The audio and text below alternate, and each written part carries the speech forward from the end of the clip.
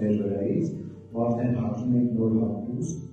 սուրբ հագուստ ու աղյուր հագուստ, եւ ասում է եւ ձեր մտքով ու հոգով նորոգվեցեք։ Ուրիշ տեղ ասում է ձեր մտքերը գերի վերցրեք։ Երբ որ ձեր մտքերը, մեր մտքերը մենք գերի վերցնում, արդեն դրանից հետո չարևը չի կարողանում մեր մտքերին վեր կապել, որովհետեւ մենք գիտենք մեր կյանքը հոգեվոր պատերազմ է, ու հոգեվոր պատերազմը ընթանում է մեր մտքերում, եւ մտքերը ես որ գերի վերցրեցին, ոչ ոք չի կարող մեզ հանգարել։ Ու շատ կարևոր է նաև օգնենք բարսանալու մեջ մեր զինագից ընկերներին, ովքեր են մեր զինագից ընկերները, ամեն մեկը ոստեղ նստած է։ Բայց շատ ժամանակ ցավոք սրտի լսվում է, երբ որ եկեղեցում չեն, մեկը մյուսի մասին չարախոսում է, մեկը բանվասում է,